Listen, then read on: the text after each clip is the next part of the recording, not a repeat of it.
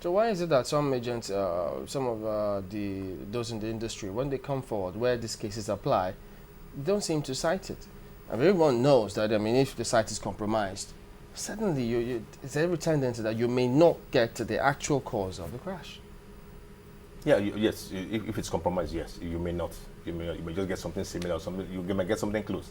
But it's something that the industry is really working on right now to see how to improve the response time. And there was even a meeting about last weekend concerning response time too. I think that's an area where the industry is working on and will improve on it. But Are you optimistic? sadly, oh yes, oh yes. You see, the industry has not stopped working on safety. It has not stopped. It's a journey. It's not a destination. And you see, and that's why the Civil Aviation Authority are bringing this office now, the automated flight information system, giving out real-time information on any aircraft once it takes off. And they get all the record, all the data. So even if it goes and they can't find it prior to the time it disappears, all the information will have been with those in the computer room. And yeah, but does Tracom cover the entire country now? Because there's still challenges in some areas. Some say.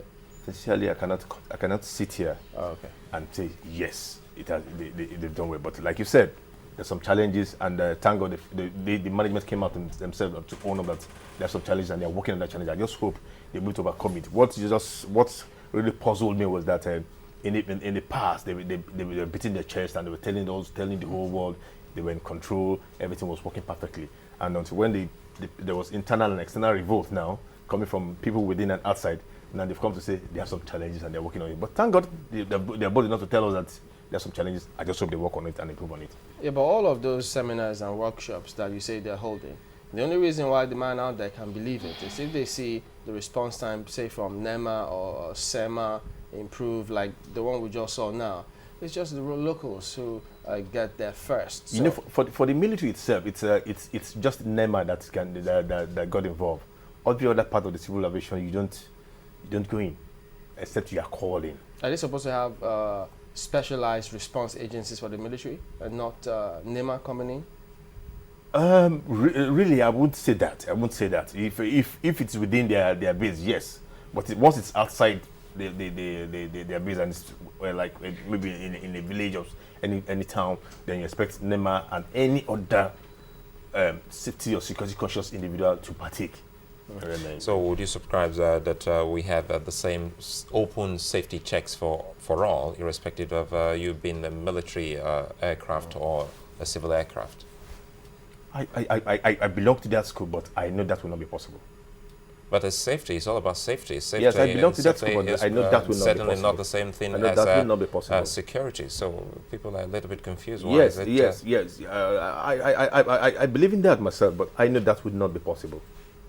Just by the way the military structure. Well, first it was sorry, Chamberlain. First it was with the police aircraft in Jaws. Now the Navy aircraft. Yes, almost the same make. A little earlier on, Marco was asking if it's possible that the make of this particular chopper could be responsible, or perhaps maybe the military did not.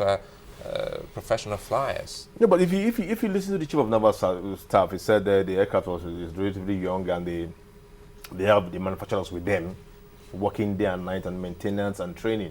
And Augusta is not they're not just new in the industry. They are reputed with the helicopter operations, and normally you use one crash to learn a lesson and improve on another aspect. So people expect that it won't happen. Let the results come out quickly so that people will see what was wrong. Send out airworthiness directive if need be, so that other owners of such aircraft would take some corrections on it. But the first one was we said we have a slow response to crashes, and I think the second is the slow and delay reportage. What do you make of all the conspiracy theories making the rounds? Please. Please save me that. I on my way here this morning, my hair was filled up, my ears were filled up with story. One said it was PDP because of what the late general said. A lot of stories, but you see that's what you expect in Nigeria. And like I said, what I really want to see now is civilians, top government officials, not getting on board the military aircraft. If they are civil aircraft, civil helicopter aircraft in the country. There are civil and there are other smaller aircraft that can take them to any destination. Let the military aircraft be left alone, deployed for their military purposes and do their military options. Except there's an emergency where the civilians cannot operate, then they come in. Because I can tell you, the industry loses a lot of revenue. And like I said, the aircraft, you don't know the history, you don't know the maintenance control, you don't know the personnel operating it. All this information are not open to you. What guarantee do you have that they are delivering the safety values?